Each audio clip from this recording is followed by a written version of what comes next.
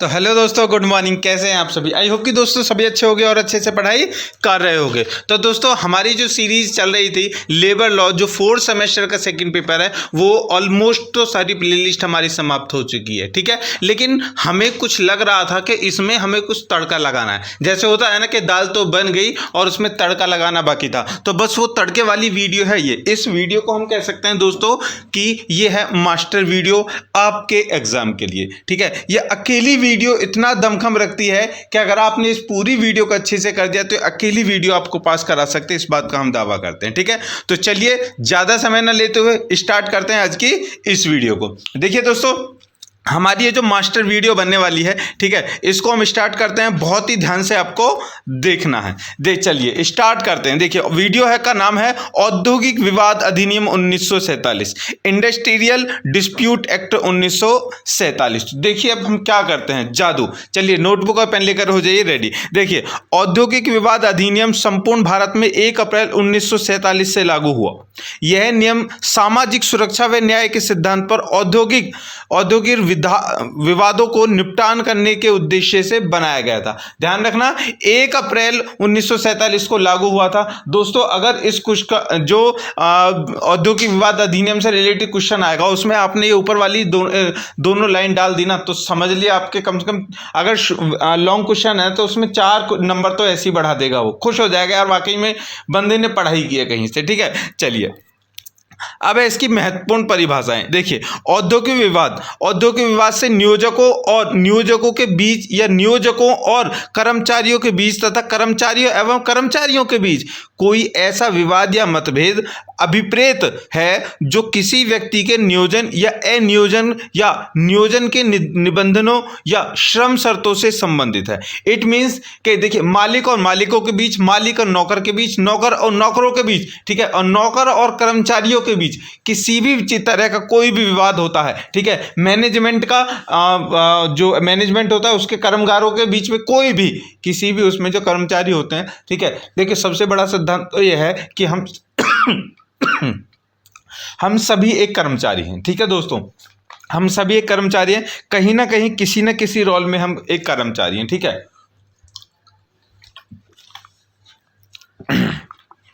हाँ, तो हम क्या कह रहे थे कि हम सभी एक कर्मचारी हैं, ठीक है। तो इसी तरह जितने भी कर्मचारी एक ऐसी संस्था, ऐसे फर्म, ऐसी कंपनी, ऐसे किसी भी जो संगठन उसमें काम करते हैं, जो उनको जहां पर मजदूरी मिलती है, तो वो सब कर्मचारी होते हैं, ठीक है दोस्तों। चलिए तो इसी को हम कहें, इन सबके जितने भी दोस्तों जो विवाद होते हैं उन सभी के निपटारे के लिए बनाया गया था औद्योगिक विवाद अधिनियम 1947, ठीक है, जो 1 अप्रैल को लागू हुआ था। चलिए देखिए सबसे पहले हम यहां पर देखने वाले हैं कर्मकार, ठीक है। तो कर्मकार किसे कहते हैं, ठीक है दोस्तों।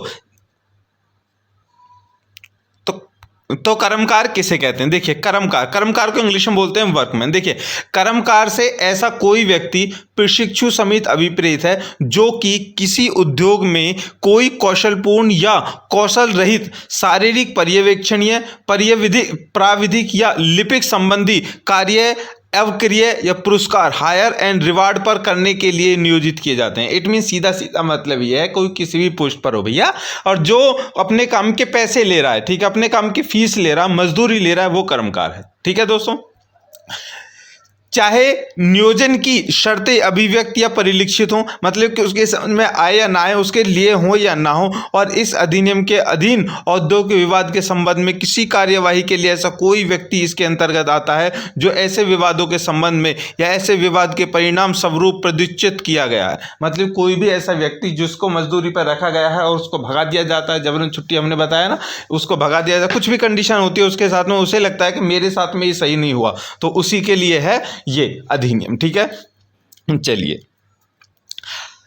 कोई पदच्युत किया गया हो, पदच्युत का मतलब हो निष्कासित करना, किसी को बर्खास्त कर देना, ठीक है, नौकरी से भगा देना, ठीक है। चलिए अलग किया गया या छांट दिया गया है, अथवा जिसकी पदच्युति अलहदगी या छटनी होने के कारण ऐसा विवाद उत्पन्न हुआ हो, किंतु इसके अंतर्गत ऐसा कोई व्यक्ति नहीं आता। देखिए छटनी होने के कारण जो हमने आपकी जब मैं जो इसमें पॉइंट हम पढ़ रहे हैं ना स्पेशल, वो सारे लोगों दोस्तों हमने अपनी वीडियो उसमें बना दी है, प्ले लिस्ट में जा करके देख लीजिए। मेरा कहने का मतलब ये, इस वीडियो मास्टर वीडियो है, पहले उन सारी वीडियो को देख लीजिए, और उसके बाद में इस क्वेश्चन को देखना, ठीक है। चलिए, तो अब इनमें ऐसे लोग भी हैं दोस्तों जो इस अधिनियम के अंतर्गत नहीं आते, या फिर जिनके विवादों को ये अधिनियम सॉल्व नहीं कर सकता। तो वो कौन है, देखिए, जो स्थल सेना अधिनियम 1950 अथवा वायु सेना अधिनियम 1950 अथवा सेना अधिनियम 1957 के अध्याधीन हो, ठीक है। मतलब कि जब जो इस समय में जॉब कर रहा हो, उस समय का हो, उसके लिए ये नहीं है। जो पुलिस सेवा में कारावास के पदाधिकारी या अन्य कर्मचारी के रूप में नियुक्त हो, अतः मतलब कि जो सरकारी नौकर है जो पुलिस में है, ध्यान रखना, और सरकारी नौकर नहीं, और तो बहुत सारे आते हैं, सभी के लिए माना जाएगा वो, लेकिन जो पुलिस सेवा में है, ठीक है, कारावास में, जेल में है, या पदाधिकारी हैं, उनके लिए ये नहीं होगा। अगला पॉइंट है, जो प्रबंधक प्रशासकीय सामर्थ्य में मुख्य रूप से नियुक्त हो अथवा जो पर्यवेक्षणीय स्थिति में नियुक्त होकर 1,600 रुपये प्रति माह से अधिक का वेतन प्राप्त करता हो, ठीक है। ध्यान रखना कि जो प्रशासकीय, मतलब कि प्रशासकीय शासक का मतलब जो डीएम हो, एसडी हो, ये अपने भैया वो हैं, उनको क्या जरूरत, ठीक है, ये। और जो पर्यवेक्षणीय स्थिति में नियुक्त होकर 1,600 मतलब 1,600 रुपये प्रति माह से अधिक का वेतन जो प्राप्त करता है, वो भी इसके अंतर्गत नहीं आएगा, ठीक है। चलिए आगे बढ़ें। तीसरा पॉइंट देखिए, तीसरा पॉइंट है ले ऑफ, काम बिना रहने देना। इसका मतलब है दोस्तों जबरन छुट्टी। अभी हमने एक क्वेश्चन बताया था ना, वेरी शॉर्ट वाला, चलिए तो वो ही है। देखिए, ले ऑफ मतलब काम बिना रहने देना। किसी नियोजक का मतलब है दोस्तों ठेकेदार कह सकते हैं हम, ठीक है। ठेकेदार से आप समझेंगे मालिक ठेकेदार जो तुम्हें काम देता हो, मतलब कि जो मजदूरी देने वाला होता है उसको नियोजक बोलते हैं, ठीक है। तो नियोजक द्वारा ऐसे कर्मकार को जिसका नाम उसके औद्योगिक संस्थान के मास्टर रोल में दर्ज है और जिसकी छटनी नहीं हुई है, उसे कोयले, विद्युत शक्ति या कच्ची सामग्री की कमी या स्टॉक जमा हो जाने या तंत्र भंग हो जाने के कारण नियोजन देने में असफल होना, इनकार करना या असमर्थ होना अभिप्रेरित होता है। मतलब कि जो ठेकेदार जो मतलब कि आपको मजदूरी देता है, आप मजदूरी करने जाते हैं डेली, जो आपकी हाजिरी लगाता है, जो मजदूरी करता है, वो आपको आज नहीं देता है और नौकरी मतलब कि आज काम नहीं देता है, ना उसके पैसे मिलेंगे, आपको भगा देता है। उसके वो कई कारण बता सकता है, कह लेगा आज कंपनी में लाइट नहीं है, आज माल नहीं है, आज ये है वो है, लाना फलाना ढिमकाना, और तुमको भगा देगा, ठीक है। तो इसी को बोलते हैं जबरन छुट्टी। चौथा पॉइंट है दोस्तों कारखाना बंदी, लॉकआउट। देखिए, कारखाना बंदी से अस्थायी रूप से नियोजन स्थान को बंद कर देना या काम का निलंबन या अपने द्वारा नियोजित किसी संख्या में व्यक्तियों को नियोजन में लगाए रखने से नियोजक द्वारा इनकार किया जाना एक अभिप्रेत है, ठीक है। कारखाना बंदी मतलब कि जो कारखाने होते हैं उनमें तो कुछ वो होते हैं, लीडर होते हैं, तो लीडर क्या करते हैं, सब लोगों को बहका लेते हैं कि भैया आज हमें हड़ताल करनी है, ठीक है, कारखाना बंद कर दो, ये हमारी नहीं मानने, हम की नहीं मानने। एक कंडीशन तो हो गई। दूसरी कंडीशन ये हो गई कि जो मालिक होता है वही कह देता है आज कारखाना बंद कर दो, ठीक है। तो इसको बोलते हैं हम क्या, लॉकआउट। चलिए, दूसरा है हड़ताल, स्ट्राइक। देखिए, हड़ताल से आज से किसी उद्योग में नियोजित व्यक्तियों के निकाय द्वारा मिलकर कार्य करते हुए काम को बंद कर देना, या किसी संस्था में ऐसे व्यक्ति द्वारा जो नियोजित है या ऐसे नियोजन में लगे रहे काम करते रहने से या नियोजित प्रतिगृहित करने से समाश्रित इनकार करना या सामान्य करार के अधीन इनकार कर देना अभिप्रेत है, ठीक है। इसको बोलते हैं हड़ताल। हड़ताल का मतलब यह है कि दोस्तों आप देख सकते हैं कि जैसे अभी बहुत ज़्यादा गर्मी हो रही है, ठीक है, तो अभी जो गर्मी हो रही है और बाहर वर्क करना है, ठीक है, तो सारी जो लेबर है वो बहुत ज़्यादा धूप में तप रही है, वो कहते हैं मालिक से कि मालिक आज तो हम वर्क नहीं करेंगे, आज बहुत गर्मी है। मालिक क्या कि नहीं, अगर तुमने आज वर्क बीच में छोड़ा तो तुम्हें पूरे महीने की छुट्टी कर दी जाएगी। तो वो कहेंगे ठीक है, कर लो छुट्टी, फिर हम आज वर्क करेंगे नहीं, जो तुम्हें करना है कर देना, ठीक है। अब वो वर्क करने से मना कर देंगे, वो बैठ जाएंगे हड़ताल पर, स्ट्राइक, क्या वो हमें करना है। मतलब कि किसी भी उनकी जो मानसिक मंशा होती है, फिर उनका प्लान होता है लेबर का, अगर उस पर वो खरे नहीं उतरता है मालिक पक्ष, तो वो क्या करते हैं, काम करने से मना कर देते हैं, ठीक है। और सामूहिक तौर से जब काम करने से मना करते हैं तो उसी को बोलते हैं स्ट्राइक, ठीक है। चलिए, छठा पॉइंट है उद्योग, इंडस्ट्री। इंपॉर्टेंट सारी चीजें हैं दोस्तों, ठीक है। चलिए, उद्योग, इंडस्ट्री। देखिए, उद्योग का अर्थ है कोई क्रमबद्ध कार्य जो नियोजक और उसके नियोजित गण द्वारा निष्पादित किया जाता है। ऐसे नियोजितगण सीधे ऐसे नियोजक द्वारा अथवा किसी अभिकरण उसके जिसके अंतर्गत ठेकेदार है के द्वारा माध्यम से नियुक्त किए गए हों के बीच सहयोग द्वारा मानवीय आवश्यकताओं या इच्छाओं की पूर्ति करने की दृष्टि से ऐसी आवश्यकताओं या इच्छाएं नहीं जो केवल आध्यात्मिक या धार्मिक प्रकृति हों, वस्तुओं या सेवाओं के उत्पादन, आपूर्ति या वितरण के लिए संचालित किया जाता हो, ठीक है। मतलब कि ऐसा कोई भी एक कार्य प्रणाली जो लोगों की सेवा के लिए, लोगों के क्षमता के लिए, लोगों के आराम के लिए, लोगों की भलाई के लिए, अच्छाई के लिए, लोगों के पेट भरने के लिए, लोगों की ज़रूरत की सामान ज़रूरती जो चीज़ें हैं उनको सामान मुहैया कराना, जो भी दूसरों को सेवा देना और उसके बदले पैसे लेना, ठीक है, मतलब कि अपना माल बना, जो भी इस तरह के कार्य होते हैं वो सब उद्योग में आते हैं, ठीक है। चलिए, जैसे कि देखो हम सुबह मॉर्निंग में उठते हैं, मॉर्निंग में उठ करके ब्रश करते हैं, तो ब्रश करने से क्या होता है, हमारे दांत जो है क्लीन हो जाते हैं, तो इसलिए हम ब्रश करते हैं। ब्रश खरीद करके ले, तो ब्रश किसी कंपनी ने बनाया है, ठीक है, वहाँ पर एक प्रोसीजर होगा, मालिक होगा, मालिक के नीचे ठेकेदार होंगे, ठेकेदार के नीचे कर्मकार होंगे, ठीक है, वो काम करते होंगे, फिर ठेकेदार देखता होगा, ये सारी एक सिस्टम है, ठीक है। वो हम जो सामान बाजार में से खरीदते हैं वो सारा सामान किसी कंपनी, फर्म या संस्था में तो बनता है, ठीक है। चलिए, तो समझ में आ गया उद्योग क्या है, ये उद्योग ही है, मतलब कच्चे माल का उत्पादन करके पक्का माल बना करके बेचना, वही उद्योग है। चलिए आगे चलते हैं। ऐसा कार्य करने के लिए पूंजी लगाई गई हो या न लगाई गई हो, अथवा तथा इसके अंतर्गत आता हो, जैसे कि गोदी श्रमिक सेवा विनियमन अधिनियम 1948 के अंतर्गत स्थापित गोदी श्रमिक परिषद का कोई कार्य हो, ठीक है, तो वो किस में आएगा, उद्योग में आएगा, ठीक है दोस्तों। तो वीडियो यहां तक समझ आ रही है, जल्दी से कमेंट करके हमें बता दीजिए। मैं फिर से बोल रहा हूं, ये आपके लिए बहुत ही इंपॉर्टेंट है, मास्टर वीडियो है।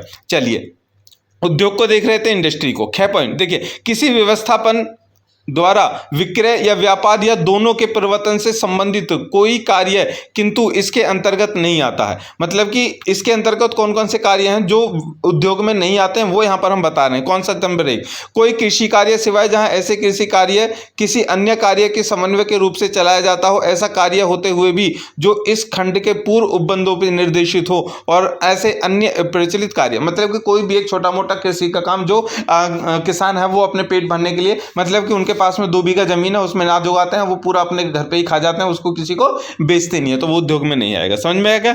चलिए आगे है दूसरा, चिकित्सालय औषधालय, मतलब चिकित्सालय औषधालय, ये उसके बाद शिक्षा संबंधी विज्ञापन संबंधी अनुसंधान अथवा प्रशिक्षण संस्थाएं अथवा संगठनों के स्वामित्व अथवा प्रबंध वाली संस्थाएं जो पूर्णतः या स्थायी रूप से धर्मार्थ, समाज या परोपकारी सेवा में लगी हों, अथवा खादी अथवा ग्रामीण उद्योग, मतलब कि ये चिकित्सालय औषधालय हों, ठीक है, शिक्षा संबंधी कोई भी इंस्टीट्यूट, विज्ञापन आदि जो ये होते हैं, ये सभी मतलब कि जागरूक करना। विज्ञापन के अंदर को वो नहीं, एडवर्टाइजमेंट जो होते हैं, ठीक है, जैसे धोनी किसी उसकी ल्यूमिनस बैटरी की वो कर रहा है, नहीं लिव फास्ट की वो कर रहा है वो, ठीक है।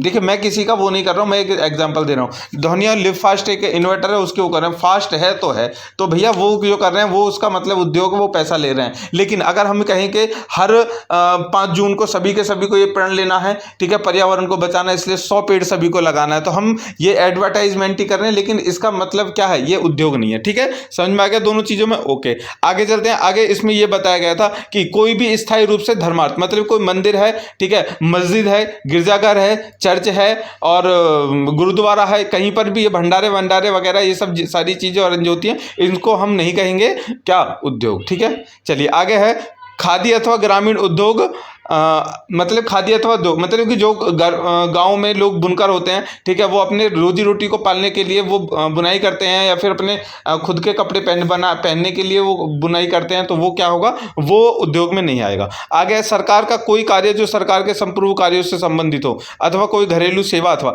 मतलब कि जो सरकार के जितने भी कार्य होते हैं वो किस में नहीं आते, उद्योग में नहीं आते। दूसरा घरेलू सेवा, मतलब कि आप अपने घर में डेली के डेली झाड़ू कर रहे हैं, पोछा कर रहे हैं, बर्तन कर रहे हैं, ये सब कर रहे हैं, जो महिलाएं कहती है ना, ओहो मैं तो पूरे घर के काम करती हूँ, तो भैया करते हो तो क्या करें, उद्योग नहीं है ये, ठीक है, इसके पैसे नहीं मिलते, लेकिन वो कह देती है आज मैं खाना नहीं बनाऊंगी, मुझे ये चाहिए, मुझे शॉपिंग चाहिए, वो चाहिए, तो वो दोस्तों मैं बता रहा हूँ ये कानूनी राइट है, ठीक है, ये उसमें नहीं आता। आप बोल सकते हो कि ये सेवा है, केवल सेवा है, ये कोई बिजनेस नहीं है, ठीक है। चलिए आगे चलते हैं। हालांकि मुझे नहीं पता, मैं तो समझाने के लिए बोल रहा हूँ, कभी घर में जाकर बोलो और तुम्हारे घर में लड़ाई हो जाए, ठीक है। चलिए आगे पे चलते हैं 8वें पॉइंट पे। देखिए कोई कार्य जो किसी व्यक्ति या व्यक्तियों के निकाय द्वारा व्यवसाय के रूप में किया जाता है, जबकि ऐसे व्यक्तियों या व्यक्तियों के निकाय द्वारा नियोजित व्यक्तियों की संख्या ऐसे व्यवसाय के संबंध में 10 से कम या अथवा इससे कम हो। देखिए जो भी कोई भी ऐसी संस्था है जो काम कर रही है छोटा मोटा, जो 10 से कम हो, उसको उद्योग नहीं कहेंगे, ठीक है। मतलब कोई भी ऐसे 10 लोग मिलकर के कोई काम कर रहे हैं, 10 से कम 10 से कम, 10 नहीं, 10 से कम जो लोग होंगे वो उद्योग नहीं होगा, ठीक है। चलिए आगे, कोई कार्य जो ऐसा कार्य हो जिसे कोई सहकारी संस्था या क्लब अथवा तत्सह व्यक्तियों या समूह करता हो, जबकि ऐसे कार्य के संबंध में ऐसी संस्था, सहकारी संस्था, क्लब या व्यक्तियों के निकाय द्वारा नियोजित व्यक्तियों की संस्था संख्या 10 से कम हो। मतलब कि जितने भी एनजीओ टाइप होते हैं, ठीक है, ध्यान रखना इसका। मैं एक ही पॉइंट बता रहा हूँ।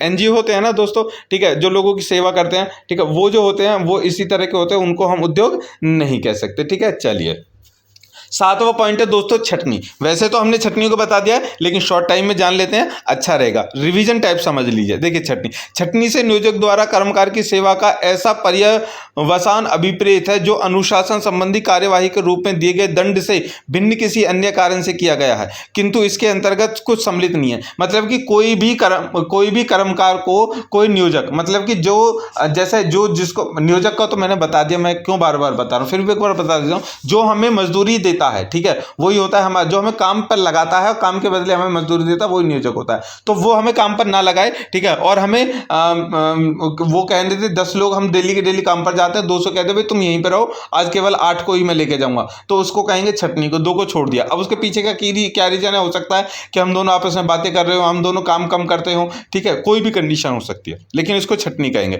लेकिन इसके अंदर कुछ पॉइंट ऐसे हैं जिसमें छटनी नहीं हो सकती। कौन सी? देखिए, कर्मकार की स्वेच्छापूर्ण निवृत्ति। देखिए, अगर हम खुद ही कहते भैया मैं तो आज नहीं जाने वाला हूं काम पे, तुम 9 के 9 चले जाओ 10 में से, ठीक है, तो 10 चलेगा, मैं अकेला नहीं गया, तो ये छटनी नहीं होगी। दूसरा है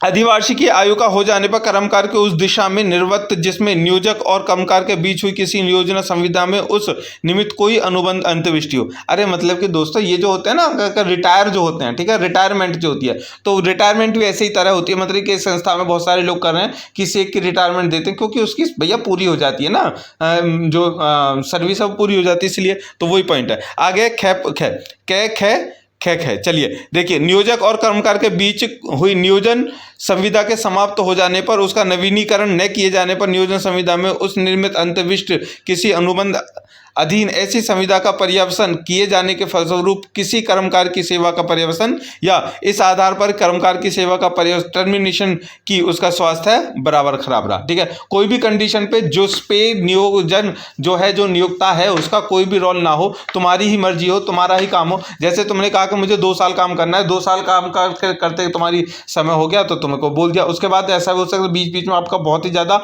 जो हेल्थ है वो प्रॉब्लम होने लग गई, तो नियोजक कहते भैया तू घर जाकर भी पता चले कि यहीं पे मर जाए, ठीक है, तो इसको हम छटनी नहीं कहेंगे।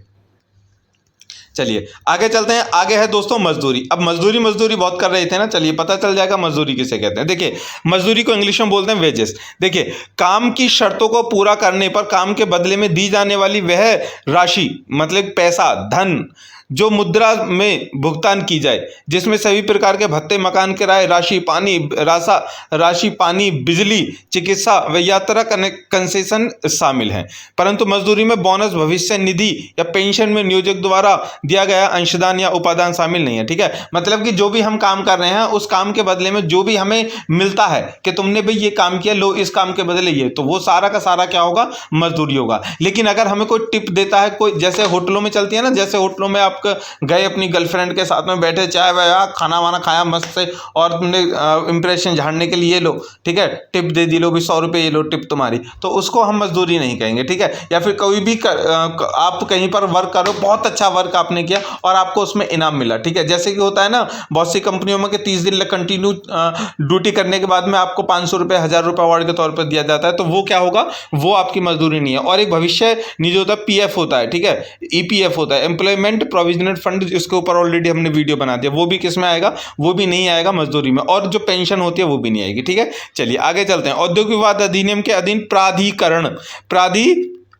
कारीगण। देखिए, सबसे पहले कार्य समिति, ठीक है, इंपॉर्टेंट क्वेश्चन है, ध्यान रखना, 4 नंबर का। ये वेरी शॉर्ट में हमने कराया नहीं है, यहां पर करा रहे हैं, ठीक है।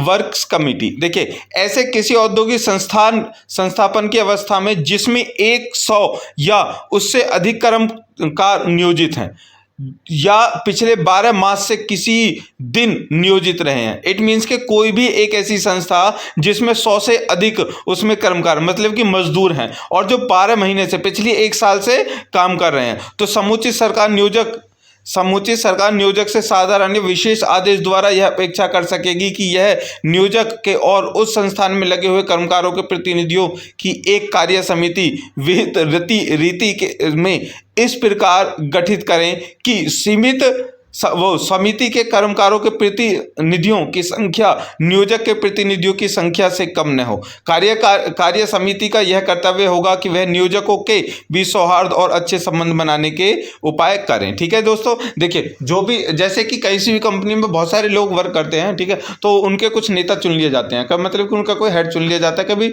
जो भी हमारी प्रॉब्लम होगी तो मालिक से या नियोजक से कुछ भी तुम ही करोगे, ठीक है, उसको बोला जाता है ठेकेदार। ठीक है, तो उन्हीं को बोलते हैं। उनके बीच में कुछ लोग होते हैं, 4-5 लोग मिल करके, जैसे कि नियोजक हो गए, ठीक है, HR डिपार्टमेंट हो गया, ये बहुत सारे लोग मिल करके एक समिति बना लेते हैं, इसी को बोलते हैं कार्य समिति। ठीक है, कार्य वो खुद नहीं करती, ध्यान रखना, वो कार्य खुद नहीं करती, वो दूसरों से करवाती है। ठीक है, चलिए दूसरा है समझौता पदाधिकारी, काउंसिलिएशन ऑफिसर। इसके ऊपर तो हमने वीडियो बना दी है, ठीक है, फिर भी एक बार हम इसको देख लेते हैं, क्या होगा कि हमारा रिवीजन हो जाएगा। देखिए, समझौता पदाधिकारी काउंसिलिएशन ऑफिसर समूची सरकार ऐसी संस्था में जैसी कि वह उचित समझे ऐसी व्यक्तियों को जिन पर औद्योगिक विवाद के बीच बचाव करने और उनका निपटारा करा देने का कर्तव्य भार रखा गया है। समझौता अधिकारी होने के लिए राज्य की गजट के अधिसूचना द्वारा नियुक्त कर सकेगी। कोई समझौता पदाधिकारी किसी उल्लेखित क्षेत्र के लिए या उस क्षेत्र में उल्लेखित उद्योग के लिए मर्यादित कालावधि के लिए नियुक्त किया जा सकेगा। ठीक है, मतलब कि जो एक वो HR डिपार्टमेंट होता है ना दोस्तों, HR डिपार्टमेंट को ही हम समझौता पदाधिकारी बोलते हैं। HR डिपार्टमेंट का मतलब होता है ह्यूमन रिसोर्सेज, मतलब कि जितने भी लोग वहां पर वर्क कर रहे हैं उनकी कोई भी समस्या है तो वो HR डिपार्टमेंट सुनता है। ठीक है, चलिए, मतलब और HR डिपार्टमेंट कंपनी अपना खुद का बना करके रखती है कि कोई भी किसी की समस्या, इसका रीजन ये भी होता है दोस्तों कि कंपनी के जो मालिक, जो नियोजक होते हैं, वो हर सपोज करो कि एक किसी बड़ी कंपनी में 3000 वर्कर्स हैं, अब 3000 वर्कर्स थे तो उनकी समस्या को पूछ नहीं सकती।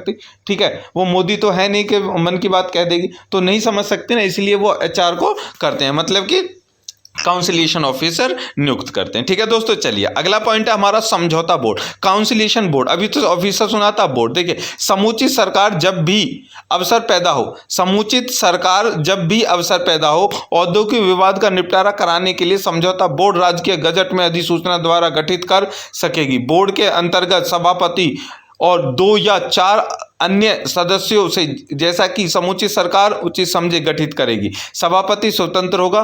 वे बोर्ड के अन्य सदस्य विवाद के पक्षकारों का प्रतिनिधित्व करने के लिए बराबर संख्या में नियुक्त किए जाएंगे। ठीक है दोस्तों, मतलब कि सरकार द्वारा ये बोर्ड बनाया जाता है। ठीक है, जैसे कि किसी कंपनी के खिलाफ किसी ने क्या किया, केस कर दिया, ठीक है, अब न्यायालय क्या करी, जाओ भी देख जांच करके आओ, ठीक है, कि ये सही है नहीं, तो वही बोर्ड होता है। ठीक है, चलिए आगे है जांच न्यायालय, कोर्ट ऑफ इंक्वायरी। देखिए, राज्य के गजट में अधिसूचना द्वारा सरकारी किसी विवादित नहीं है, सॉरी विवादित है, ठीक है, ये विवाहित नहीं है, विवादित मामले की जांच के लिए जांच न्यायालय का गठन कर सकेगी। न्यायालय एक स्वतंत्र व्यक्ति से इतने स्वतंत्र व्यक्तियों में से मिलकर गठित हो सकेगा जैसा कि सरकार उचित समझे। 2 या 2 से अधिक सदस्यों के नियुक्त होने पर एक सभापति नियुक्त किया जाएगा। ठीक है, जो देखिए ये जो सभा बन रही है दोस्तों, ये जो सभा बन रही है जांच और न्यायालय के द्वारा, इसी को बोलते हैं समझौता बोर्ड, जो मैंने अभी आपको समझाया था। ठीक है, चलिए आगे श्रम न्यायालय, लेबर कोर्ट। देखिए, समुचित सरकार सरकारी गजट में अधिसूचना द्वारा दूसरी अनुसूची में उल्लेखित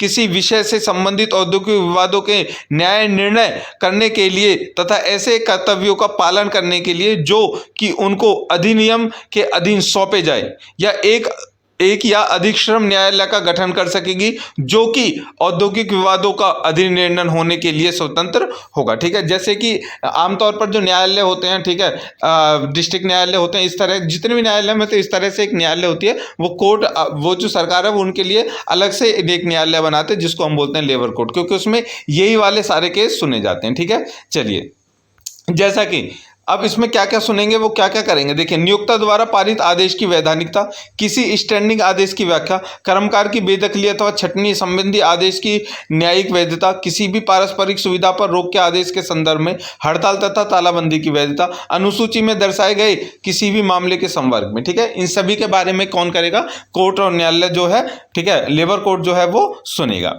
ठीक है, आगे है अधिकरण, इंपॉर्टेंट क्वेश्चन है, ट्रिब्यूनल। ठीक है दोस्तों, अधिकरण। देखिए, समूची सरकार गजट में अधिसूचना द्वारा किसी विषय में संबंधित औद्योगिक विवाद के न्याय निर्णय करने के लिए, चाहे वे दूसरी अनुसूची या तीसरी अनुसूची में उल्लिखित हों, एक या अधिक औद्योगिक अधिकरण गठित कर सकती है। अधिकरण निम्न मामलों में अधिनिर्णित किए जाते हैं। ट्रिब्यूनल कैसे? मजदूरी जिसमें अवधि एवं भुगतान सम्मिलित हो। दूसरा, अनुकंपा एवं अन्य भत्ते, विश्राम के घंटे, बोनस लाभ, छुट्टी के साथ मजदूरी छुट्टी। ठीक है, ये सभी लाभ होते हैं दोस्तों, ध्यान रखना। ये जो अधिकरण है, मतलब कि जो कर्मकार होते हैं, जितने भी कर्मचारी, जितने भी लोग होते हैं, उनके ये बेनिफिट्स होते हैं, उनके अधिकार होते हैं। जैसे हमारे होते हैं फंडामेंटल जो राइट्स होते हैं, उनके भी यही राइट्स होते हैं ट्रिब्यूनल। ठीक है, चलिए आगे। छुट्टी के साथ मजदूरी छुट्टी और शिफ्ट का कार्य। ठीक है, ये उनके अधिकार होते हैं। आगे है राष्ट्रीय अधिकरण, नेशनल ट्रिब्यूनल। ठीक है, देखिए, केंद्रीय सरकार सरकारी गजट में अधिसूचना जैसे द्वारा ऐसे उद्योगों विवादों के न्याय निर्णय करने के लिए जो कि केंद्र सरकार की राय में राष्ट्रीय महत्व के प्रश्न उठाते हैं अथवा ऐसी प्रकृति के हैं कि एक से अधिक राज्यों में स्थित औद्योगिक संस्थान ऐसे विवादों में हित रखते हुए प्रकट हों या अथवा प्रभावी होते हों, तो एक या अधिक राष्ट्रीय औद्योगिक अधिकरण गठित कर सकती है। ठीक है, चलिए। प्राधिकारियों की प्रक्रिया, शक्तियां और कर्तव्य। देखिए, प्राधिकारियों की जो प्राधिकारी होते हैं, प्राधिकारी मतलब कि जो किसी भी इसमें क्षेत्र में जो अधिकारी गण होते हैं, उनकी शक्तियां, ठीक है, और प्रक्रिया और कर्तव्य। देखिए, इन नियमों के अध्याधीन रहते हुए जो इस नियमित बनाए जाने मध्यस्थ बोर्ड, न्यायालय, श्रम न्यायालय, अधिकरण या राष्ट्रीय अधिकरण ऐसी प्रक्रियाओं का अनुसरण करेंगे जैसा कि मध्यस्थ या अन्य प्राधिकारी उचित व ठीक समझे। मतलब कि जितनी भी ऊपर जितनी भी वो बताई गई है, ठीक है, जो प्रक्रियाएं, वो सभी किसके अकॉर्डिंग चलेंगी दोस्तों? प्राधिकारी के अकॉर्डिंग। आगे है सभी सुलह अधिकारी प्राधिकरण के पीठासीन अधिकारी किसी विद्वान या अंशिकृत औद्योगिक विवाद की जांच के प्रयोजन के लिए युक्ति युक्त सूचना देने के पश्चात किसी ऐसे परिसर में प्रवेश कर सकेंगे जो किसी ऐसे स्थापन के अधिभोग में हो जिसे वह विवाद संबंधित न हो। ठीक है दोस्तों, ये बोलते हैं प्राधिकरण। ठीक है, मतलब कि ये क्या करेंगे? ठीक है, जैसे आपने देखा होगा कि जब आप सभी लोग स्कूल में पढ़े होंगे, ठीक है, और स्कूल में आपने देखा होगा कि स्कूल ने क्या बोला होगा कि भैया आज ना जांच करने वाले आ रहे हैं स्कूल में। ठीक है, जांच करने वाले आ रहे हैं, जल्दी से सभी के सभी अपने अपने कॉपी किताबों का वर्क कंप्लीट कर लो। टीचर अलर्ट हो जाते हैं, प्रिंसिपल अलर्ट हो जाते हैं, बच्चों पर प्रेशर आ जाता है, साफ सफाई सारा वो हो जाता है। ठीक है, तो वो प्राधिकारियों के डर से होता है। इसी तरह के प्राधिकारी ये होते हैं। ठीक है, चलिए तो आगे दोस्तों, सुलह अधिकारी प्राधिकरण के पीठासीन अधिकारी को किसी व्यक्ति को हाजिर कराने, शपथ पत्र देने, दस्तावेज के लिए विवश करने व साक्षी के लिए आयोग बिठाने संबंधी सभी शक्तियां होंगी जो सिविल न्यायालय की होती हैं। ठीक है, ध्यान रखना कितना इंपॉर्टेंट होते हैं। सुलह अधिकारी न्यायालय प्राधिकरण के सदस्यों को भारतीय दंड संहिता की धारा 21 के अर्थ के अंदर लोक सेवक समझा जाएगा। ठीक है दोस्तों, तो सुलह अधिकारी के कर्तव्य देखिए, जो सुलह मतलब कि सुलह अधिकारी वो है काउंसिलेशन ऑफ बोर्ड जो होते हैं दोस्तों, काउंसिलेशन ऑफ बोर्ड जो होती है भैया, उसके समिति जो होती है ना, सुलह समिति, उसके ये लोग होते हैं, मेंबर होते हैं। ठीक है, चलिए, जहां पर औद्योगिक विवाद विद्यमान है या उसके होने की आशंका है वहां सुलह अधिकारी विहित रीति से सुलह कार्यवाही कर सकेगा। जहां की वाद किसी लोक उपयोगी सेवा के संबंध में है और धारा 22 के अधीन सूचना दे दी गई है, वहां ऐसी कार्यवाही विहित रीति से कर सकेगा। मतलब कि सुलह अधिकारी कहीं पर कोई घटना घट गई हो, घटने की आशंका हो या उसे उसकी सूचना मिल गई, तो वहां पे जाकर के वो उस समस्या का समाधान कर सकेगा। दूसरा, सुलह अधिकारी विवाद का समझौता करने के लिए प्रयोजन के लिए विवाद का तथा उसके गुण व अवगुण और उसके ठीक समझौता होने पर प्रभाव डालने वाले सभी मामलों का अन्वेषण अविलंब करेगा। वह समझौता कराने के लिए पक्षकारों से बात करेगा जिससे कि वो ठीक समझे। मतलब कि होता है जब लड़ाइयाँ हो जाती हैं, चलो भाई चलो, तुम्हारी गलती है,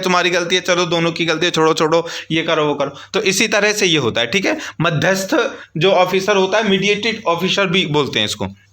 चलिए, तीसरा पॉइंट है, यदि विवादग्रस्त मामले में से किसी का भी समझौता सुलह कार्रवाइयों के द्वारा हो जाता है तो सुलह अधिकारी सरकार या समुचित सरकार द्वारा निमित्त किसी अधिकारी को उसकी रिपोर्ट विवाद के पक्षकारों द्वारा हस्ताक्षरित समझौता ज्ञापन अधिकार सहित भेजेगा। मतलब कि अगर उसने अपना काम कर दिया, मामले को सुलझा दिया, तो दोनों सभी के जो सुलझा हुआ मामला है, ठीक है, सबके उस पर शपथ पत्र बनाएगा एक सके भी तुम्हारा मामला समाप्त हो चुका है, तुम्हें किसी से कोई प्रॉब्लम नहीं है, और फिर उसको किसमें जो अधिकारी हैं उनको सरकार के लिए उसको जमा करेगा। आगे है, यदि समझौता नहीं हो पाता है तो भी सुलह अधिकारी अन्वेषण समाप्त होने से पहले पश्चात तथा अन्वेषण का मतलब है जांच, शीघ्रता से समुचित सरकार को पूरी रिपोर्ट भेजेगा जिसमें विवाद से संबंधित तथ्यों को, परिस्थितियों, समझौते के उठाए गए कदम आदि का पूर्ण विवरण वे कारण जिसके कारण समझौता नहीं हुआ है उपवर्णित करेगा। ठीक है दोस्तों, अगर नहीं भी होता है तो उसकी भी रिपोर्ट करेगा, हो जाता है तो उसकी भी रिपोर्ट